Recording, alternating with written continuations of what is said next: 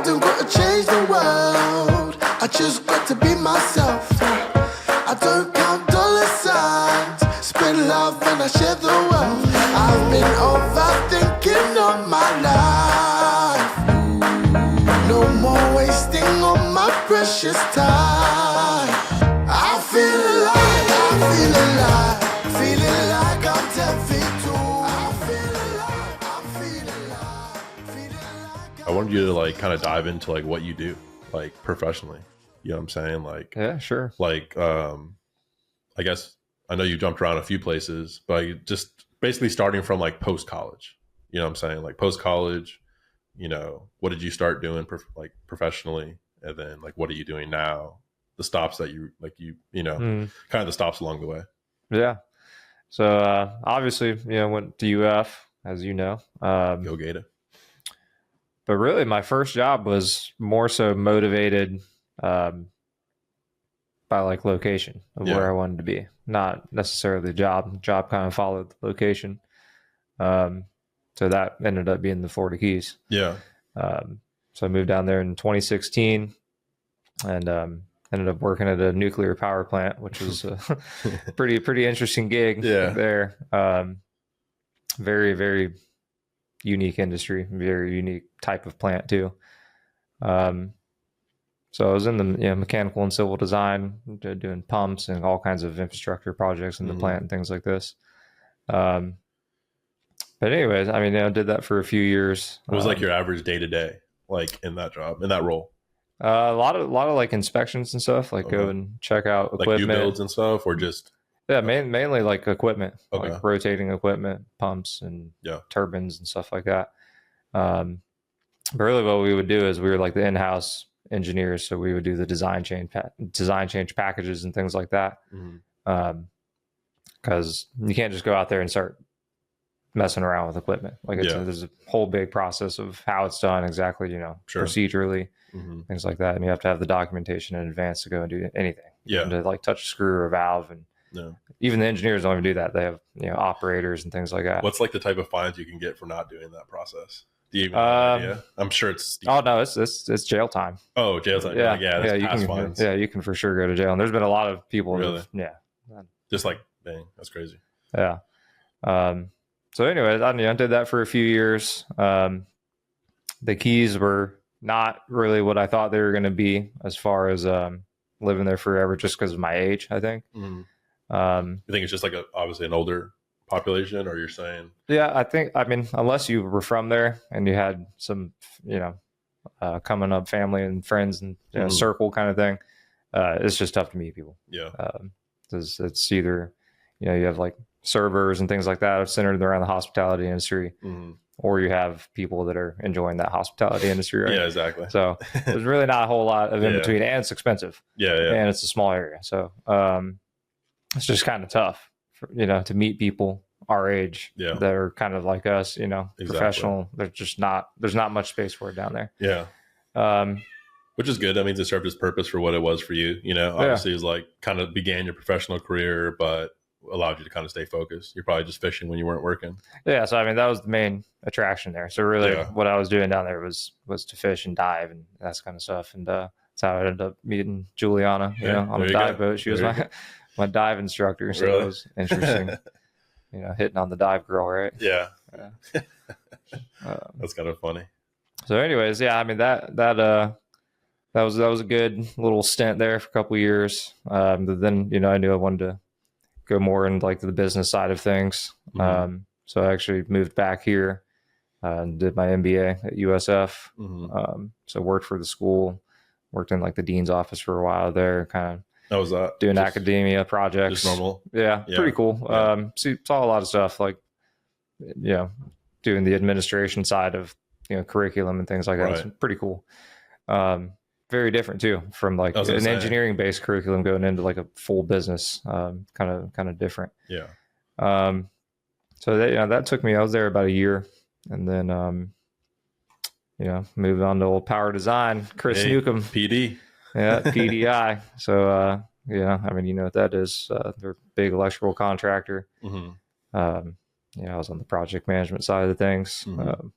It seems like, you know, they have a pretty good social media presence, and it seems like a pretty fun time there, like from their social media. Yeah, I mean, it is. It is. It's a good, definitely a good place for like starting a career to get some good on paper experience. So you would still like it? You would still like refer people to like apply there? Yeah, I don't think it's a bad company. Yeah. Yeah, I don't think it's a bad company. It's just Yeah, a lot of competition. Yeah, I was like gonna say. there's a lot of young kids. That's really what they aim to hire. That's what they want. Someone that's cheaper than, you know, the 20-year experience guy, but has like the drive to, you know, go and do something. Right. Kind of smart. Yeah. From a business. It's a great business model. Yeah. They know they can teach these young kids. You know what I'm saying? So that's exactly what they do. Mm-hmm. And then you either sink or swim there. Yeah. There's no hanging around if you're not cutting it. Yeah. You know? No. And sometimes too, you know, things that become a good, I mean, even for those young, hungry people, it's like even things that are a good opportunity can still like outgrow them, you know, for where you're at that point. So, yeah, you know, so I think it's a really good stepping stone. You are basically forced to learn very fast there. Yeah. So which is good. A lot of people, it's kind of weird. Like they're hiring people that are not engineering based or construction based. And here they are running construction projects. Yeah. You know? Which is kind of crazy. Yeah. The people that were hired and you guys knew that. You're like, you know who's behind the curtain here? Yeah. Joe Schmo. Just started. So it's kind of interesting. So, you know, and you'd be surprised. It goes to show you that you don't necessarily need a certain background to go do a certain job. Right. Because they're still, no matter if you even have that, they're still going to teach you their way, their process, like everything. Yeah. So, I mean, even it's kind of crazy. You would think, you know, how am I going to understand electrical contracting when I have a history degree or something like that? But there's people do it. I'm telling you. Yeah, no, I believe it. And a lot of them do very well. Yeah, I'm sure. You know, just follow the rules or follow the whatever, follow the steps. Yeah, I mean, that's the thing. Like, you put in the time, dude, you can learn anything. Yeah, exactly. They say if you put in 100 hours, the rule of 100, if you put in 100 hours doing something, then you'll be better than 90% of the people that try to do that thing. Yeah, I believe it. Yeah. Like almost anything. So it's like, I think that breaks down to like, if you're trying to do that in a year, like put 100 hours into something different each year just to grow that toolbox. That's like, I think it averages out to like 18 or 19 minutes a day for a year. You'll reach 100 hours. So if you're like, I want to be better, whatever, fisherman, golfer, business, whatever, it's just like 18 minutes a day, 19 minutes a day. Sure. But so then from there, so how long were you there? How many years were you there? I was there about 2.5 years. Okay. And then, I don't know. I knew I wanted something different. I knew it just wasn't going to be a long-term thing. A long-term thing for me. Was it still like vertical opportunities there, or was it more horizontal? I think so. But it was, I think kind of the nature of the industry itself, along with the way that the company was structured. It was a kind of a small but big company. So in the kind of early stages, not a huge corporation yet. A lot of family stuff going on there, you know. Sure. Yeah, that's part of it. If you're not the cousin or the something, you're probably not going to be the VP kind of thing. Gotcha. So you know, there's ceilings then at certain departments, certain areas. So I just knew, you know, I was like, man, I don't want to mess with this. So anyways, you know, I was enticed by Tico because I knew a lot about the company. My stepdad worked there, you know, 43 years, and you know, an opportunity came up that was kind of a mix of engineering and business. So it was kind of seemed perfect to get my foot in the door and also be able to, you know, have a pretty cool job as well. Yeah. So the department is called resource planning. Okay. So it's, I don't know, it's kind of not what it sounds like in a way. It's more of like, it used to be called generation planning. Okay. So basically we are the first kind of analysis on any kind of new builds and projects that the company's didn't do. Gotcha. Kind of like at the feasibility stage, so to speak. Right. Yeah. But not only that, like we provide all of like the testimony documentation whenever we go in for rate cases and things like this.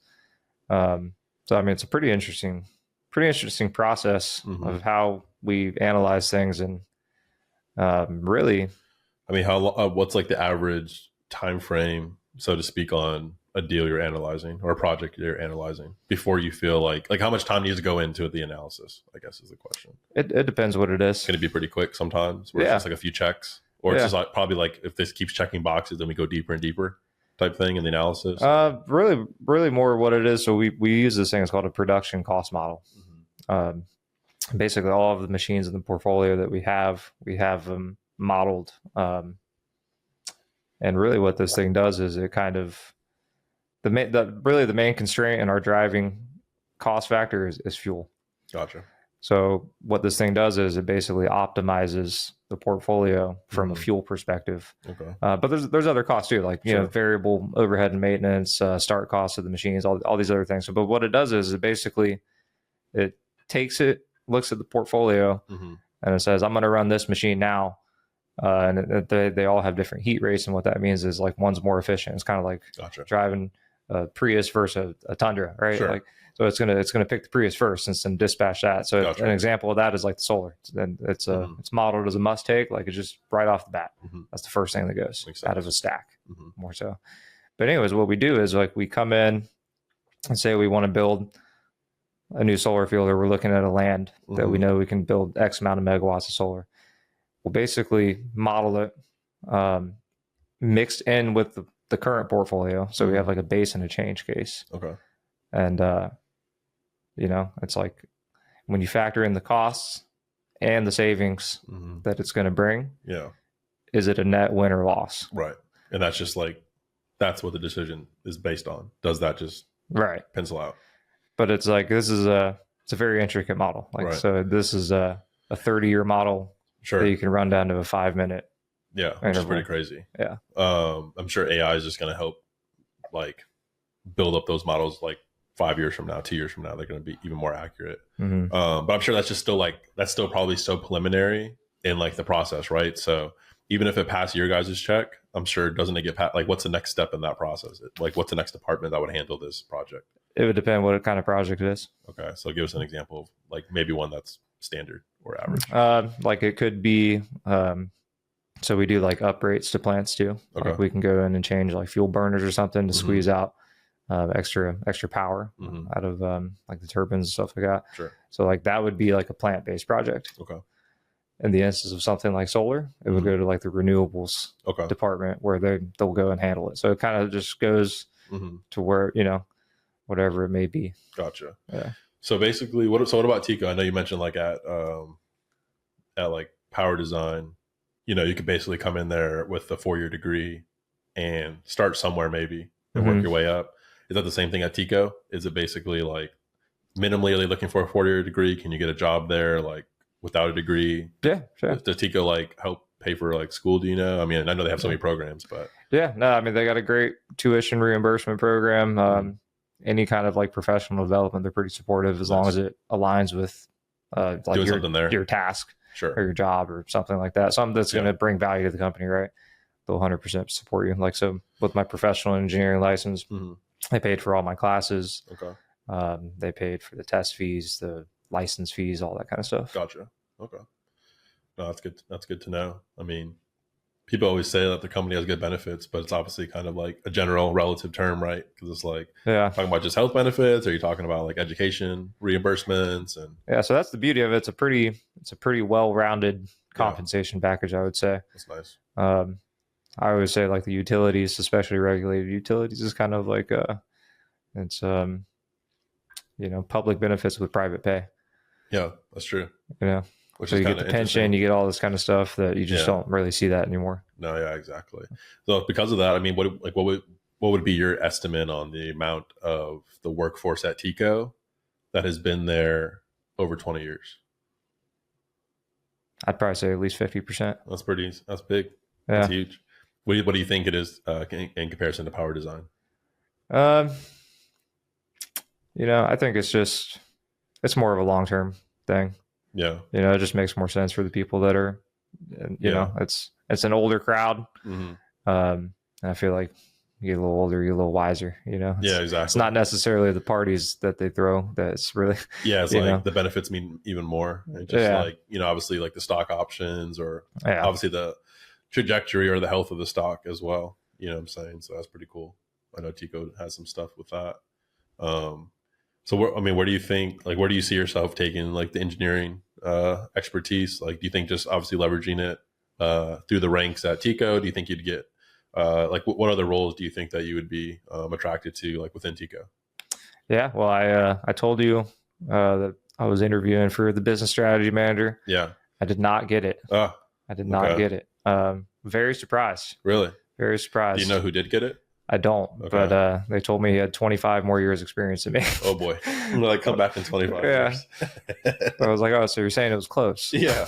So was I just a like we had to interview somebody else, you know what I'm saying? Like they just have to act like they gotta, you know what I'm saying, make it sound like so I kind of felt a little catfished there. Yeah. But that's good. Like I said, man, it's a still good experience. Yeah, there's not many 30-year-old managers running around at Tico, especially with a position like that. At most big highest companies. Visibility in the company kind of thing. It's not what they want. They want a tenured professional, Sure. you know. But the fact that you were able to even be invited to the table, you know, I think that says something. You know, that means that like you may not have the experience, but at least they think you have the capabilities. Sure. You know, which I think I think there is somewhat of a changing of guard with that, right? Because at this point, we all can agree that just having the confidence that somebody can do the task is like way better than worrying about like, you know, how old they are doing it. You know what I'm saying? So, but like you said, when you're public facing, client facing, business to business facing, obviously like they want somebody that looks like super established. And, like, you know, but again, the other part too, I feel like is tough. Like when you're applying for different like promotions, a lot of times the person that you're applying, like for like, you know, the person that you're applying with for their promotion, like that, like a new department or something, they may not know you that well from the standpoint of they know you work there. They might have heard great things from you, but I feel like the people that you directly report to currently and the people you work with directly now, like your coworkers, they're the only ones that can actually know like the value that you bring to the team or, or you know what I'm saying? Like everything else at that point is just word of mouth. Like even if you're going applying for this, it's like, yeah, your direct boss can be like, yeah, he's the best in our department. Without him, we don't run. He's a cornerstone, great guy, blah, blah, blah. Doesn't matter because that person's never worked with you. So inherently you can't really know somebody's value. Yeah. You know what I'm saying? So I think that's the toughest part is when you're doing more entry level jobs, I think that's less of a worry, you know, but I think it's like, you know, you're nervous. A lot of times you get nervous or whatever when you're like applying for a new position, but I feel like the person hiring is also nervous because they're like, I really need that person to be able to do this job. And they're never really sure if you could do it because everyone just says like, he should be able to do it. He's great at this one, you know? Yeah. So I feel like both sides are a little nervous. And I think that's probably why they go with the older person sometime. But that comes with a lot more expectation on that person too, you know? Because they're like, man, we could have locked down this 30-year-old, you know, like if you kept on, you know, and obviously you're going to have way more opportunities that come internally, but, you know, if you would have locked that down, you know, they would have been like, man, like this guy's just knocking down promotions at 30. Like you would have seen yourself there till you're 80, you know, you know, it's like, I'm going to run this thing. All right. But no, I think it's still a good experience regardless of getting it. And it probably wasn't meant to be at this time, at least. Yeah. You know, I mean, there was a lot of good things that came from it, honestly. Yeah. You know, I saw the interview side of what a manager interview looks like at this company, which, you know, I didn't know. Yeah. And it was different. Like I said, I had to make, you know, presentations. There was some homework to do before. You don't just show up and ask a couple questions. You know, that's not what it was. Yeah. Presentations and tough questions and how quick are you on your feet? How much do you really know what you're applying for? Yeah. You know, that's tough. But like I said, there's still something to being invited to apply for it. Yeah. Like I think there's a lot to that. So I'd still be, you know, hold your head high on that. But yeah, so what else where else could you leverage your expertise, even if it wasn't at Tika? Like what other people that have, you know, your expertise, your credentials, on the engineering front, like what else could they do with that? Yeah. I mean, I think where I'm at now is kind of, you know, that's why I'm interested that's why me and you talk so much. Yeah. I think, you know, is, I don't know. I like real estate and development and construction and all that kind of stuff. And you think you would get into that side where you're designing plans for builds and like signing off as an engineer? I think I'd like to. Yeah, I think you'd be good at that. I think it'd be fun, man. It'd be interesting. Yeah, because the thing is, you're already good at you know, I feel like you're pretty good at like drawing stuff as it is. So coupling that with knowing what to draw, you know what I'm saying? Yeah, it's just, I don't know. It just seems fun. It would be. Everything's different. It's like somebody just gives you an idea and you're like, all right, let me sketch that up. All right. Let me look at the setbacks real quick. Let me look at this. And then, you know, somebody else comes along, builds it. I mean, imagine the feeling of you driving by the first house that you designed. Yeah. and signed off on. Mm. That's gonna be a fun feeling. Yeah. You know. Yeah, and it was cool. I mean, that was the one thing I did like about, the construction gig was Yeah. pretty cool. Like knowing every inside out detail of a building, right? Then you walk through and you're like, man, I know what's behind the wall. Yeah, exactly. Most people have no Every idea part what of that it. looks like, but it's Yeah. like, dude, I know exactly what that is. Yeah. It's good. It is cool. And then I feel like the more expertise that you have in something so niche like that, like it's just crazy how like I don't know. It's just what it's cool that like you're good at it, but you have an interest in it. So that's where like the fun part comes in. Yeah. You know what I'm saying? Yeah, I agree. And that's how you get really good at something too. Exactly. Because now you're always doing it because you do it when it's work and you do it when it's like time for fun too. Yeah. And you're like, oh man, I'm just always doing this. I'm so good at this. Inherently, all the hours you put into it. I could definitely see you doing that. I feel like that's what you should do with your second house, bro. It's just like that one be the first one that you design. Yeah. Your plans, have somebody build it. Like, what I'm saying? Instead of like hiring like another architect or engineer to do it, just do it yourself. Yeah.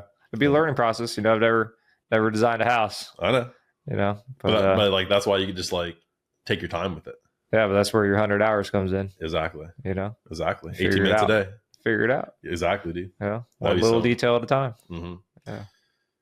But I feel like you would love that, dude. Because you would open up things in your brain that you're not even thinking about right now. Like when you actually start drawing it out and you're like, man, I kind of want, I need like a little like cat or rabbit tunnel that goes through like bedroom 1 to 2, like crazy stuff.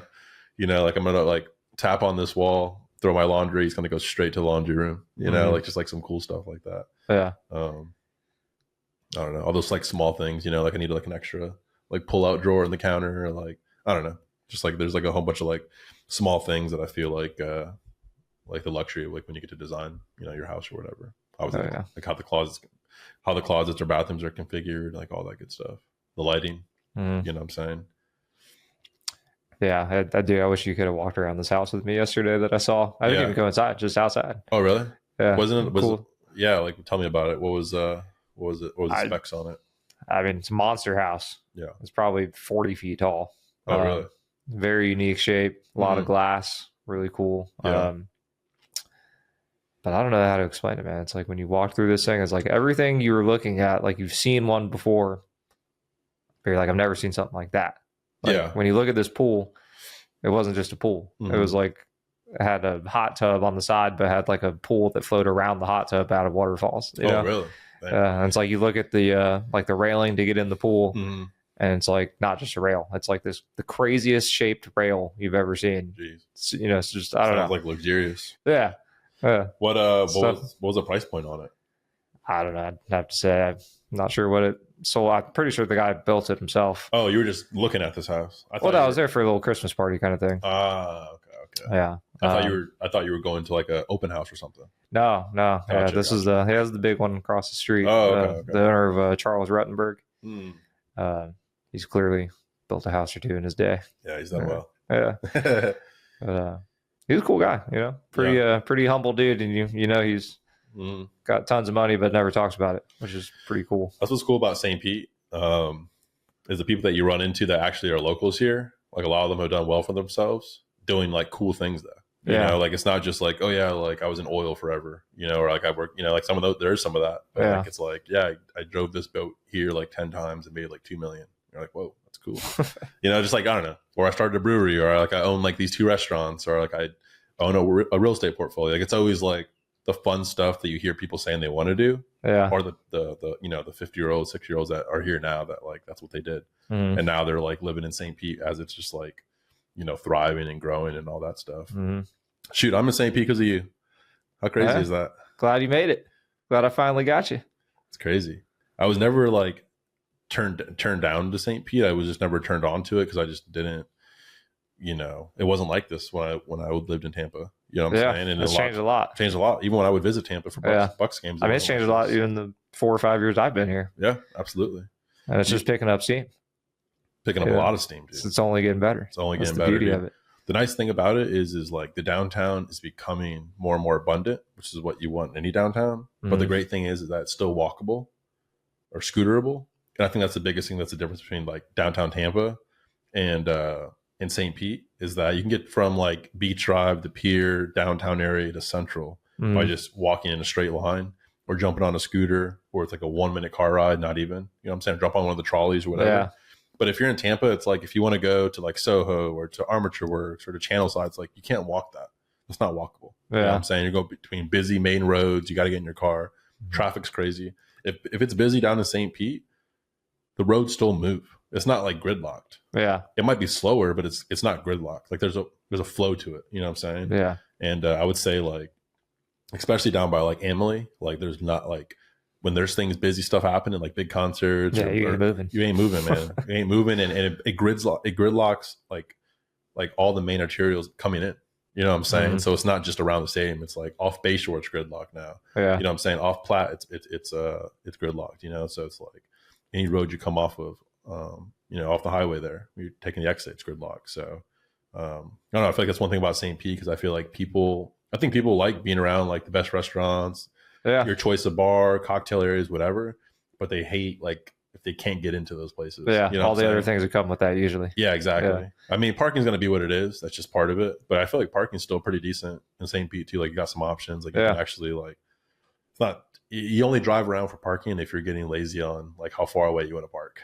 You know what I'm saying? They're like, I don't, you know, but no, man, I'm happy that you opened my eyes to coming down here. And just from like a real estate perspective, you know, when I was looking at buying a house, I just wanted to, you know, see like kind of like look at the value appreciation between like St. Pete, Tampa, outskirts of Tampa. Yeah. But you want to, I think before people really wanted to live closer to where they worked, but I think really now it's like living closer to what you want to do when you're not working. Yeah. You know what I'm saying? For sure. And, you know, inherently that's normally like a shorter list. You know, it's like your hobbies and where you're going to eat when you're not cooking for yourself. Yeah. You know what I'm saying? Or if you want to host family or friends, it's like I want to be a short drive away from where I can like entertain people if I'm not going to do it at my house. And so, and I started realizing like a lot of people that live in Tampa, they were coming down to St. Pete for all those reasons. Yeah, you know, like they still do. Like if they want to go to a good restaurant, they're going to come down here. If they want to entertain people for more than a couple hours, they're going to come to St. Pete because they could just entertain you. Just get outside, walk in the pier. Just walking the pier up and down, stopping at the tiki at the end. It's an experience. Yeah, it's an experience. That's an hour or two easy if you're doing a leisure walk. You know what I'm saying? Then you might go to Beach Drive, listen to some live music, or go up to, you know, like the Sky Bar area. You know what I'm saying? Like, and that could be a couple hours, and then you haven't even. That's only 2 streets. You haven't even like got to like the you know, the middle of downtown, or like, you know, South Central, or even over to Central. You know what I'm saying? Yeah, I mean, that's what was attractive to me about St. Pete, was just there's so many different things going on. Yeah. Not just events, but like different pockets of town. Yeah.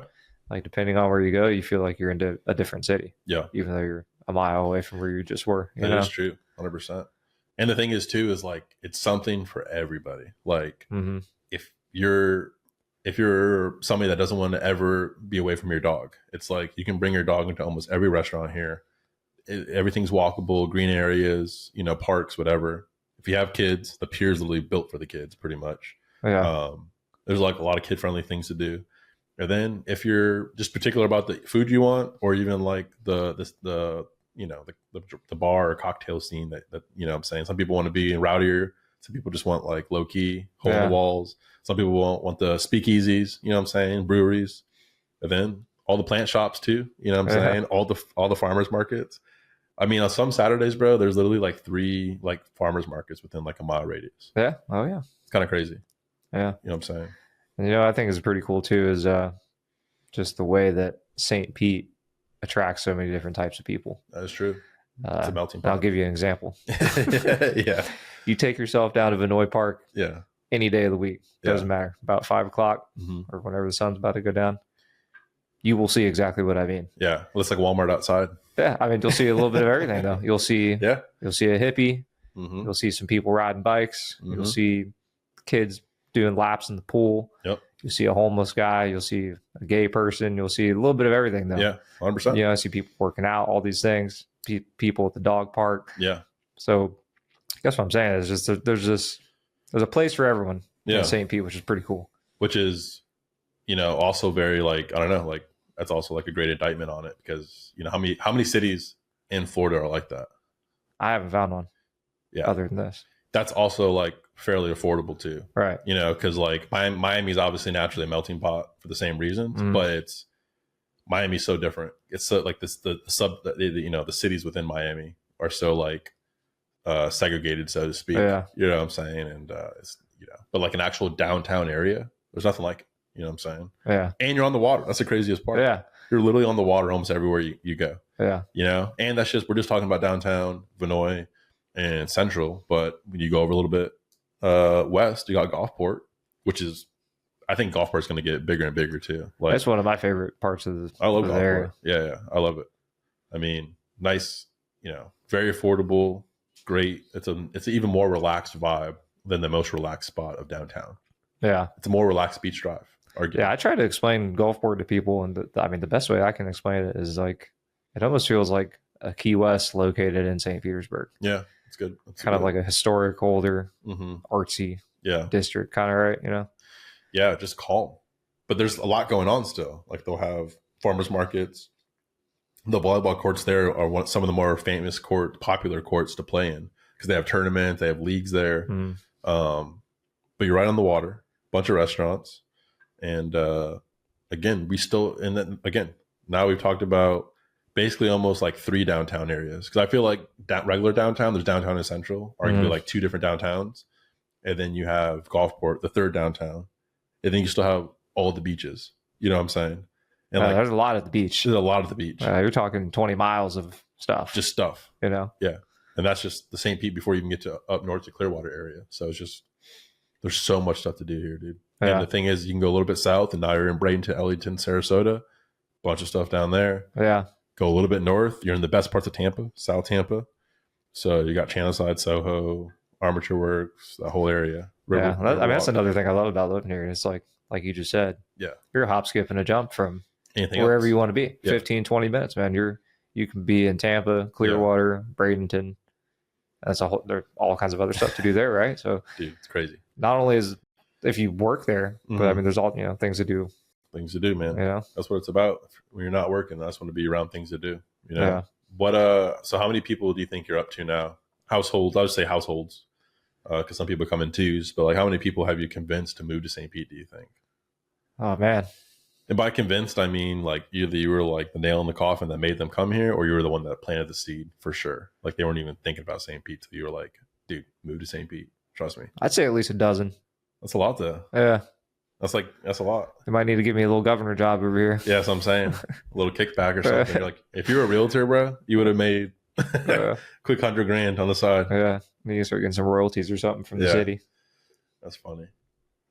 But look though, I mean, but out of those 12 people that have moved here, I mean, they all seem super happy. Like, right? Like nobody, like no one's left. No one's left. No one's thinking about leaving. Yeah. And the thing is too, is like, obviously real estate prices are expensive and, you know, interest rates are what they are, you know, they'll ebb and flow forever. That's just part of it. But, you know, I just think that like cities like St. Pete, you just have to find a way to get here as soon as possible. If you ever think if you ever think you're going to live here, ever. I don't think it's going down anytime soon. No, I don't think it's ever going to go down. Not for more than 6 or 12 months. Yeah. Maybe temporarily a little lull, but. And I think the lulls here are just stabilization. It's just like limited growth. Yeah. But I just don't ever see values like going down because there's so much going on that if values attempted to go down, big corporations would come in here and just scoop up houses by the hundreds. Yeah. Because it's just like, especially with the new Ray Stadium. I mean, I feel like if you can get your hands on as much rental property or get involved in real estate as much as possible, you know, like you get all your training hours done so you can start, you know, designing all of St. Pete. Because whatever that new stadium's done, dude, anything within a couple miles, anything that's within a 15-minute to 20-minute drive from now central to downtown, I think it's going to be very hard for values to be like under 600 for even like small spots. Yeah. Like I'm talking about, it's going to be 2027, 2028. That's what I'm talking about. But I don't think like even like, you know, these houses that are small or old or run down, they're going to be all knocked down and rebuilt. You know what I'm saying? Everything on Bayshore, Snell Isle, Bahama Shores, you know, all these like nicer neighborhoods. I mean, I don't think you're going to find something under like 750, 800 in like any of those places. Yeah, anymore. I don't think so. I think we're approaching. We're going to get close to the $1 million mark. That's Yeah, like I think we're approaching like the kind of Los Angeles style market. And, you know? and San Fran, back when they were doing the Silicon Valley boom, tech companies were coming. Because there's a bunch of big corporations that are still coming to St. Pete now, but they're in the process of building out their office space. Yeah, I mean, you saw Tesla's here now. Tesla's here How now. crazy is that? And there's a big corporation on New York that's bringing down hundreds of people too. They're building their office space because they came down. I forgot the name of the company, but they basically, in short, couldn't find any office space that they liked for the quality that they wanted. Because technically, there's not that much Class A office space available.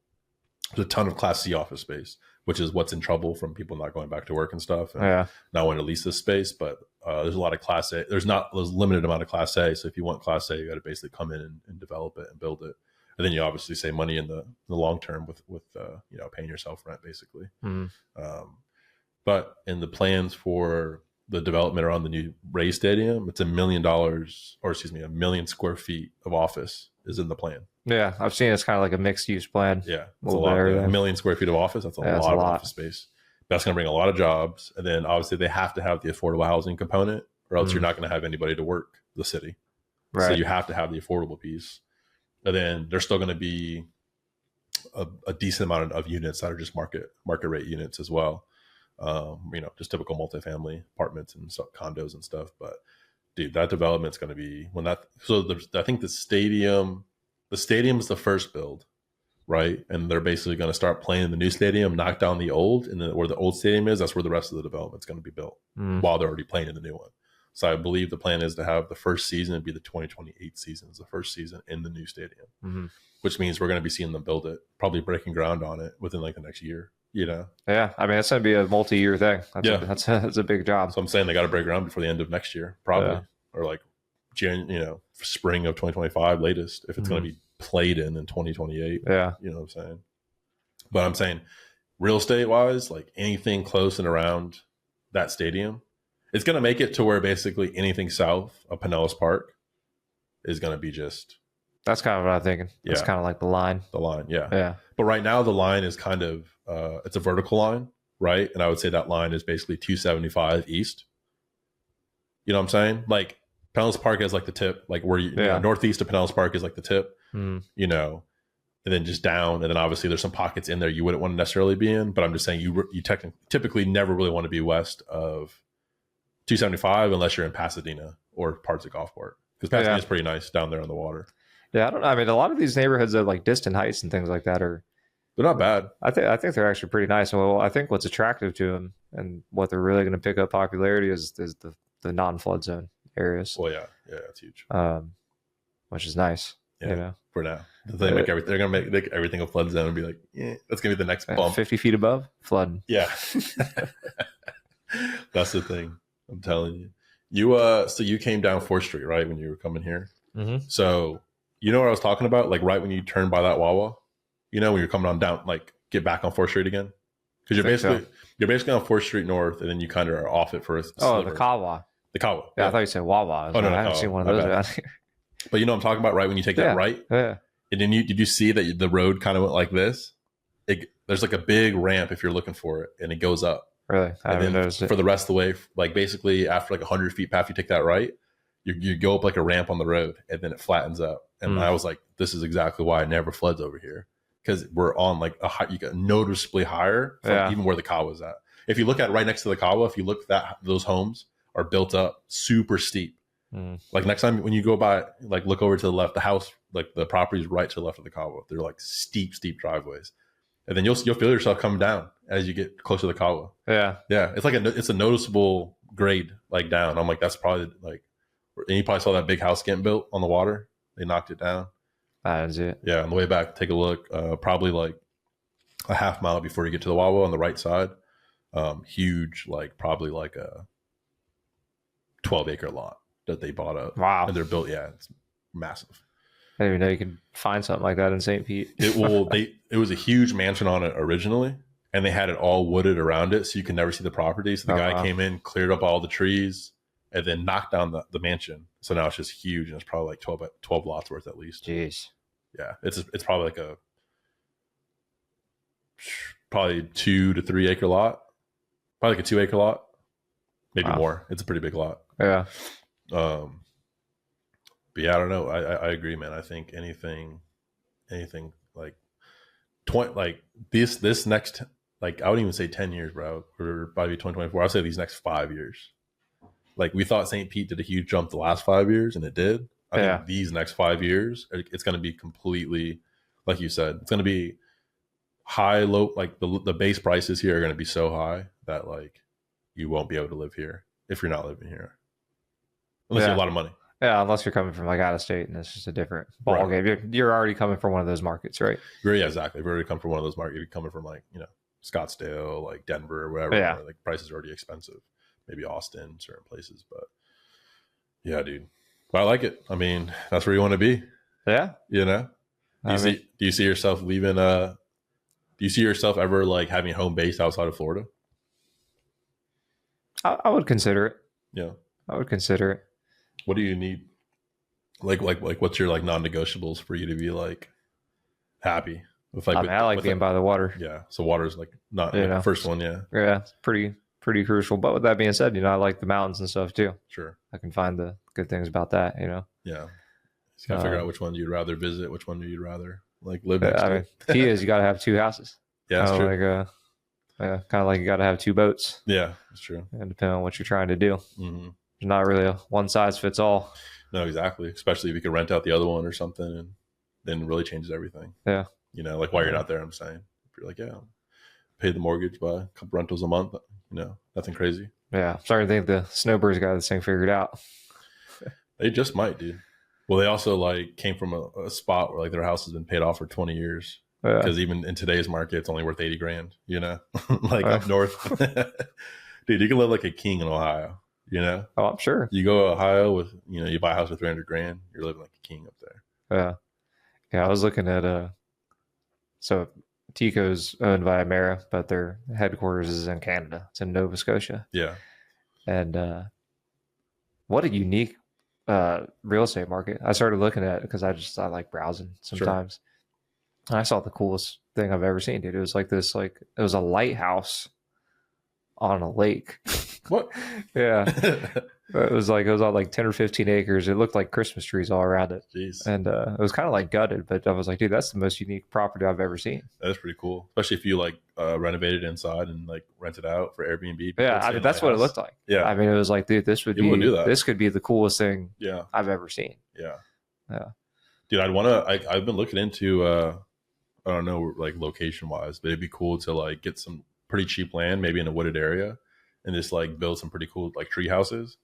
Because tree houses are pretty like inexpensive to build, like pretty cool ones. They look more expensive than they are, materials wise. And I feel like people would stay like in a luxurious like cabin type tree house. Oh, for sure. I mean, dude, you can find them on Airbnb. Yeah. Yeah, they literally have like a category, tree house. Well, I'm saying I need to like do more research into like click into that category and look on the map and see like how many is there even in like a certain area. Yeah, them boys are out in like Okeechobee. That's what I'm saying. Stuff like that. But if you could pop one up and like even if you got like a lot like in a whatever area, like in like maybe in St. Pete, but like unincorporated, to where you can put up like 20-foot calusias and stuff and like just make it nice. I don't know. But I feel like you gotta like definitely go like in somewhere with like super wooded, like 40-foot trees and stuff around it. Yeah. But even then, you could probably go a little bit north, like Land O'Lakes, like, I don't know, probably not too far away, and build some stuff. But yeah, man, I feel like it's gonna be interesting with how the Airbnb market in St. Pete changes, or just short-term market changes with all the development and all the growth in the city, with like the regulations. And obviously there's a bunch of people that do it, illegally now, but the reason why is because it's so tough to kind of get caught, I feel like, because you can technically do the process of an Airbnb like twice in a year and fall within the rules. You just can't do it more than twice. You can only do 2 short-term rentals a year to fall within the city code. But obviously nobody's doing Airbnb twice. You know what I'm saying? So once you get more than 2 bookings, you're technically breaking the law. And that's why it's tough, because the people that are trying to like find the people breaking the law, it's like, are they in number 1 or number 2 or number 10, right? Like it's hard to get the proof for that. Like, unless you find the listing online, then you're done. But if you do Airbnb in a way that because you can, like, for instance, like we do like Nurse Finder too, and like I could put a listing on Nurse Finder, but not put it on Airbnb. And then like even if my neighbor was trying to get me for short term, they wouldn't be able to even find it. because I'm not on Airbnb. You know? Yeah. So like, I'm just saying, a lot of people, obviously all the stuff that we do is legal, but I'm just saying other people that around the city that I know are doing it technically by the book. The reason why it's so longer process to catch them is because like the proof of them. Yeah. I mean, I feel like it's the neighborhood's going to get you. They're going to try to get you, you know? Yeah. But even if they call the city, it's like the city doesn't know. They unnumber the first, like the neighbor would have to start recording. Yeah. If you got cameras or something Yeah, like yeah. that, I'm sure you could. That's what I'm saying. It comes If you down- wanted to get someone in trouble, you could. Yeah, that's what they're doing now. When Yeah. people are actually like, dude, like I remember last year, I think in 1 month, some lady in St. Pete got like 52 or 53 like Airbnb shut down in a month. What? Yeah, and they wrote like an article about her. Like the Airbnb killer. Yeah, just killing people's cash flow Wow. killer. I wonder what the motivation was behind that. She was just, I think people are worried about their property values, like basically. So it actually, I think, has an inverse impact on what people think. The property values go higher with Airbnbs, which is why the city of St. Pete's limited it. Because if Airbnbs were legal everywhere, we would already be at $1 million like properties everywhere.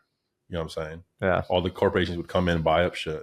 And that's why we get to $1 million properties, not because Airbnbs are so successful. It's because the limit on the supply that we're already limited on now. Right. Which is why St. Pete's always going to offset largely general, economic impacts. You know what I'm saying? Just because there's so many people, there's always going to be more demand than supply at St. Pete. And basically that's just there's no more. It's built. And it's just going to get worse. Yeah. You know what I'm saying? And all these high-rise apartments that they're building, that's great to bring in young professionals, but young professionals aren't trying to build a family in an apartment. Yeah. You know what I'm saying? So it's like, that's a short-term Band-Aid for people that are going to live here for 2 years and those brand new apartments downtown, and then realize they love St. Pete, don't want to leave it. And then they're going to go buy in St. Pete and they're going to keep pushing the values higher and higher as like that keeps cycling through. Yeah, I agree. And it's so different than where we grew up, right? Like you can't just go buy 100 acres around here. No, it's not possible. Not going to happen. No, there's nowhere to buy. But you get a different kind of character over here. You don't get you're not having a track home with 50 of them built the same way and look exactly the same. That's what I love about this area too. Is the drive around, it's so unique. So unique. And not even just the real estate, even the landscaping and the trees and stuff like that, like different neighborhoods. Like you get some neighborhood that you drive through, like the pink streets, it feels like I'm driving in a neighborhood like more north, like in Georgia or somewhere up there, just like the type of trees that you can see in people's yards or just like in the common areas. I don't know, it's pretty cool. Yeah, I mean, honestly, if I was going to pick one spot that's really cool, is Driftwood. Driftwood, I know you always say that. That's my favorite. I don't know why. It's just, I don't know. Dude, it feels like a canopy forest in there. Yeah, you know. I need to go by there or go through there and ride bikes or something. Just to I haven't been through there in a little bit. I feel like Mitch would vibe back there. Yeah, you know, get him a little boat. Yeah, just vibe. He just hold up Driftwood. You know. I mean, it has a cool name too. Where you live, Driftwood. Yeah. Oh, okay. Yeah, it's a nice name, and it's super. Again, it's basically right off downtown. Yeah. I mean, Coquina Key has some decent spots like that are like facing the water or like near the water streets. But a lot of those structures are like wood framed over there, surprisingly. Yeah. Like just a lot hasn't been rebuilt there relatively. Yeah. I mean, there is some newer houses, but like there's a lot of like the original like builds and a lot of them are wood frame. I mean, a lot of people are selling them because they come on the market and I look at them, but people are buying them. People are buying these wood frame houses on the water. I don't know. That's risky, but yeah, there's something, I don't know, maybe I've showed it to you, but St. Pete, which is kind of like unique. This is pretty cool. I thought was, dude, they did these like almost interviewing neighborhoods of these different segments of the county and stuff. And, Driftwood was on there. Really? Yeah. But they did Shore Acres, they did all these other things. Right. And, they were like interviewing the residents, you know, what do you like about it? Yeah. That kind of thing.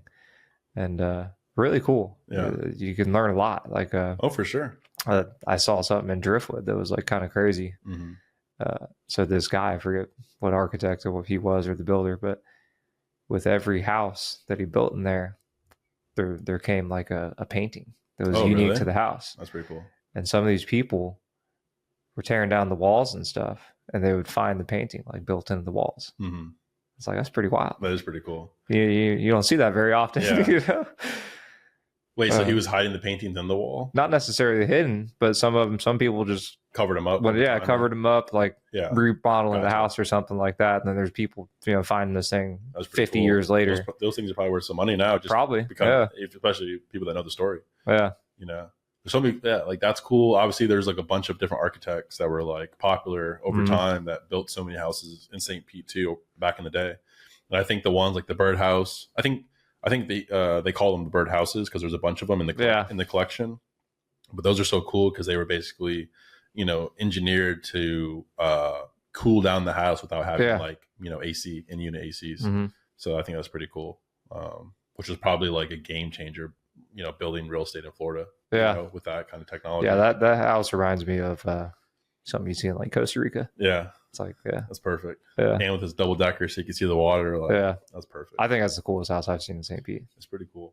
Yeah. I'm seeing more and more with the decks on the roof, where you have a chance to see water views. And I think that's going to get more popular too. And it's relatively inexpensive. I think that's the move. Yeah, I agree. We've said it 100 times. Dude, you can pay $5 million or $500,000, but you're 50 feet from the same thing. Exactly. Might as well just build what you want. Build what you want, still get the view. Yeah. It's a win-win. I agree. So what, we're closing out 2023. So what is like one big goal or a couple goals that, you want to accomplish next year, small or big?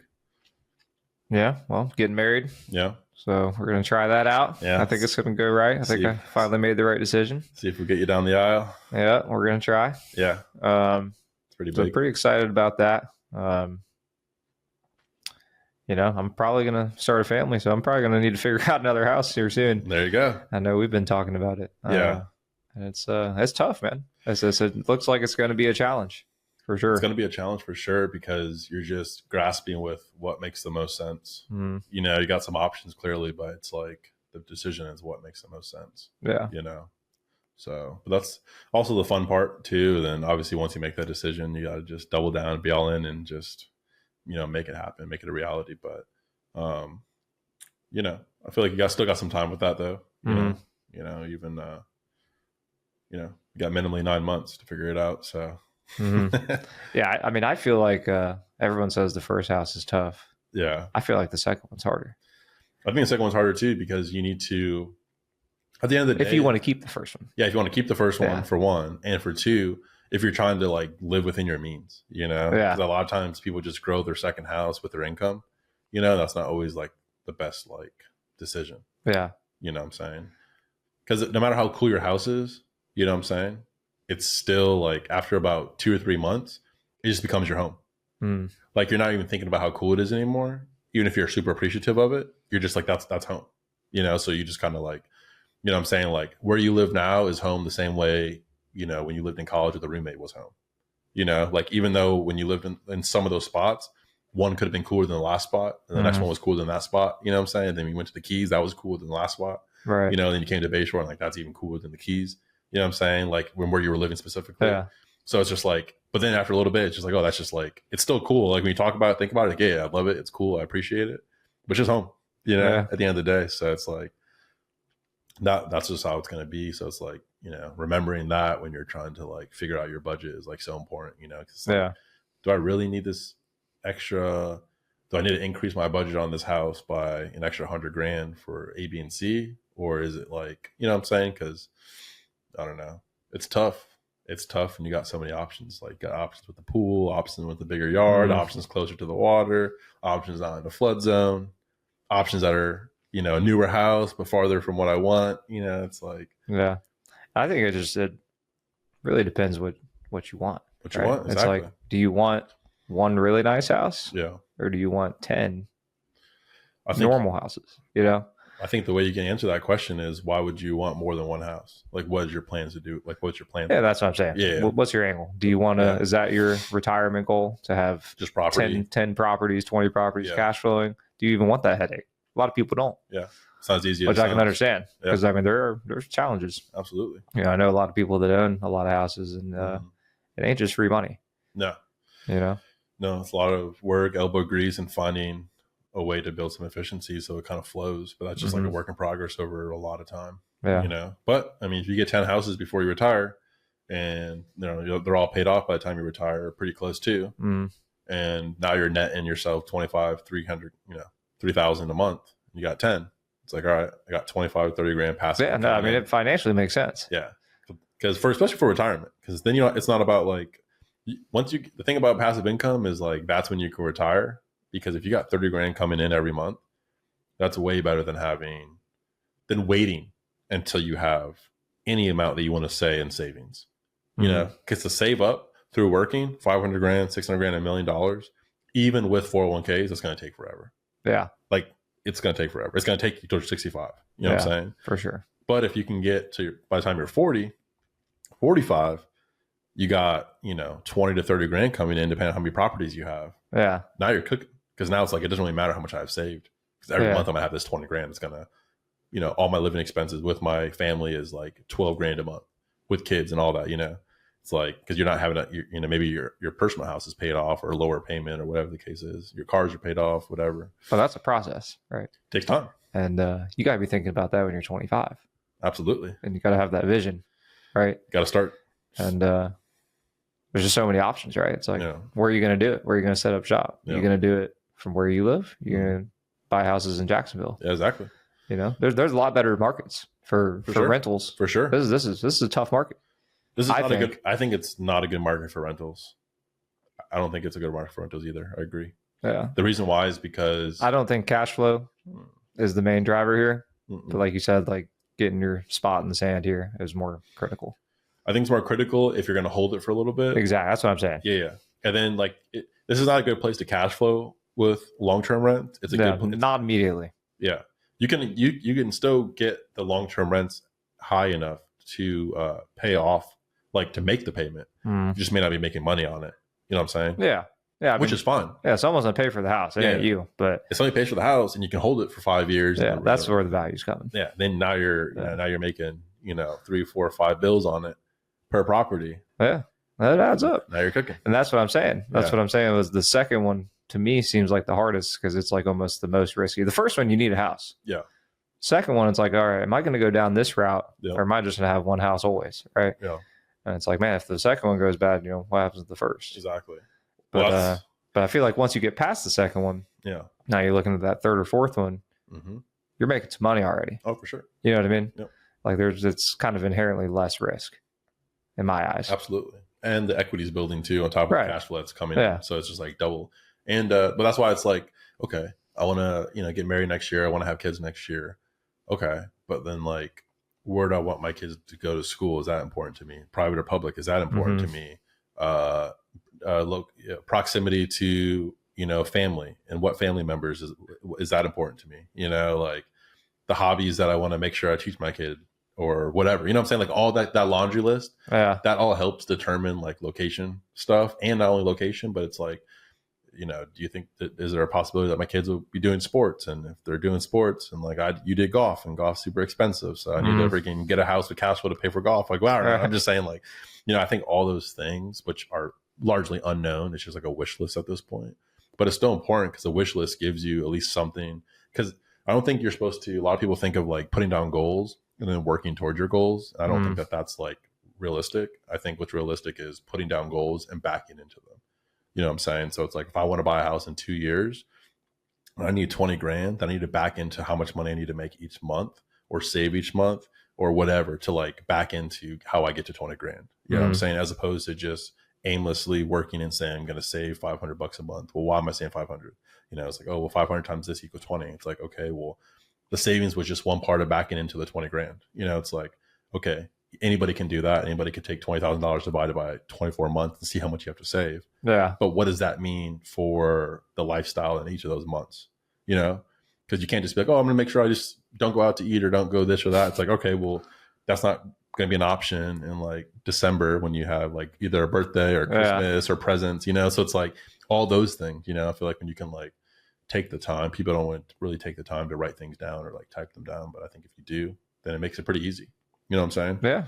It's like the instructions of putting something together, like assembling something. It's like pretty easy because you just read 1 through 10, you follow the rules and you're going to get there. Yeah. People can do that in their own life, but they don't realize that like they never took on the time to write down those 10 things. You know what I'm saying? Like you just write down those things, follow your rules, That's why people always say to plan out your next year for the things that you want to do, like the trips you want to take. Yeah. Sure. You know, like obviously, like, you know, I asked you, and you're like, oh, I'm getting married next year. That's obviously going to be like the highlight of your 2024. You know, when you look back on 2024, no matter how many great or cool things you're able to do next year, it's going to be the wedding when you think of 2024 as like the thing, you know? And so, you know, like, but then like, again, like things you want to do, if you just put them on the calendar, then it's just a matter of showing up, and then you inherently guarantee that those things were done, you know? So it's like, everyone has good ideas, and they'd be so much closer to executing on them if they just took the time, I think, to like write them down. You don't even have to, like, people say write them down and meditate every day, look at them. I don't think you have to do that. It's just writing them down. So when you look at them a year later, a month later, a week later, you know where you left off, you knew what you've accomplished, and you can see what you didn't accomplish. Yeah. That's the thing. I don't know. I just think that like saving money is the hardest thing to do, simply because no matter what income that you have, a lot of times, you know, income inflation, like your life, or, you know, your lifestyle. Yeah, it's like a lifestyle creep. Yeah. So it's like a lot of people, you know, even if they say, hey, I was saving $500 before, and now I'm able to save $1,000 a month because of my income. It's like, well, maybe you could be saving $2,000 a month if you're more purposeful with it. Yeah. But a lot of people don't have any purpose. So it's like a purpose for like what they're exactly working towards. You know, if you ask somebody right now, like, oh, when are you going to move to St. Pete? They're like, oh, I'm going to save probably a year.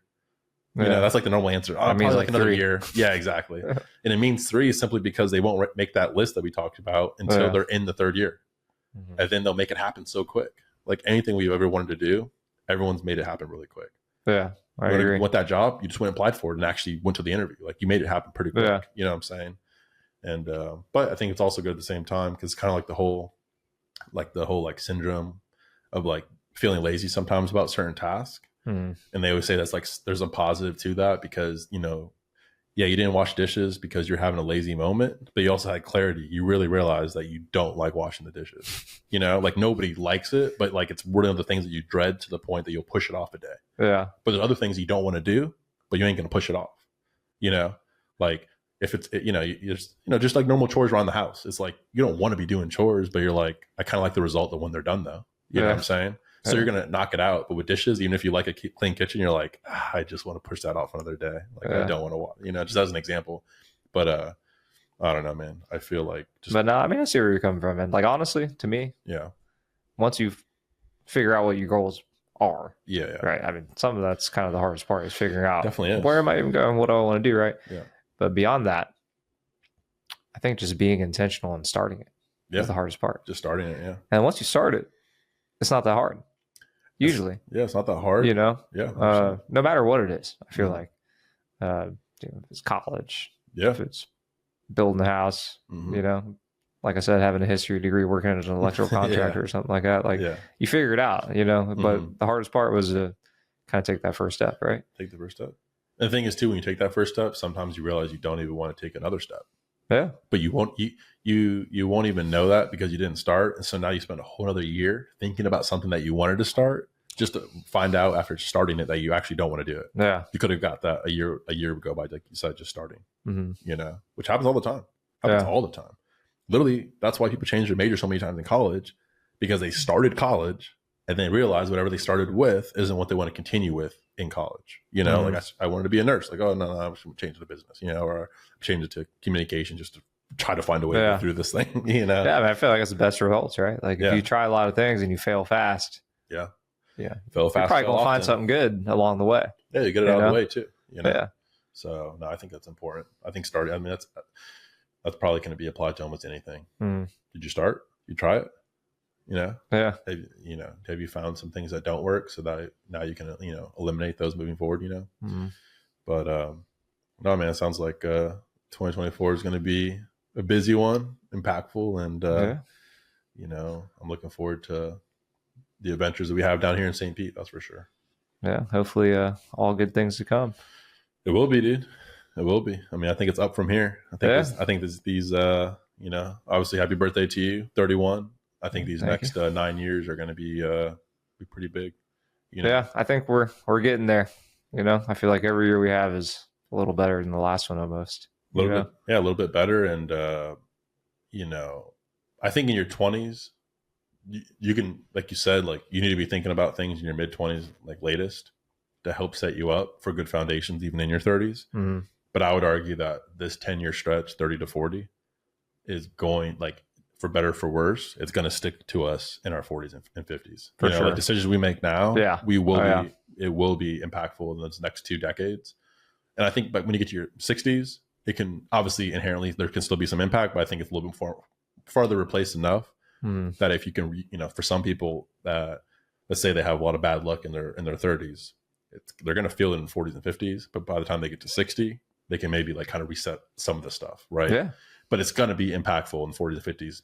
You can't get around it, because I just think at the age that we're going to be in, depending on what family or kid responsibilities, people have, I mean, there's just no gainer, because that's basically, if you have a kid in your 30s, let's just say, or a family or kids, they're going to be with you for 18 years minimum, like in your house, which means that inherently for the next 2 decades, no matter what you like, that's why everything's so important in your 30s, right? So I feel like all of us just have to, if there's any time to spend the effort trying to like write down our goals and find purpose, and what do we want to be defined for, what do we want to be remembered for, like just in our family, internally and stuff like that. And, we got to start thinking about like our funeral, so to speak, in that sense, because, we're running out of time to like kind of create that, to some degree, not in a morbid way, but just in like a sense of urgency to like, figure out or follow, your own aspirations, which I know obviously there's certain, like, you got to figure out your rent situation or living situation and figure out your transportation situation. There's some stuff like that you have to figure out. But like, I think once you can figure out those things, I feel like the rest of your free time should almost be spent just like on yourself, just figuring out like, what do you want to do? Yeah. So I don't know. I think we're on a good path. So hopefully, like you said, a lot of good comes in this next decade, which I think it will. I think we're in the right spot. Yeah, I think we're chasing the right things. Yeah, I agree. Yeah, I think we've been pretty lucky to figure out kind of where we want to go. And yeah, I think we more or less know how to get there. I agree, bro. I agree. Well, you live down the street, so you're going to be on this podcast multiple times. Yeah, check back in. And obviously, as we have other projects and stuff, we'll dive into those as well. But I appreciate you coming on, bro. Yeah, man. Thank you. Yeah, man. Thanks for having me. Until next time, bro. Yes, sir. Yeah. I'm feeling like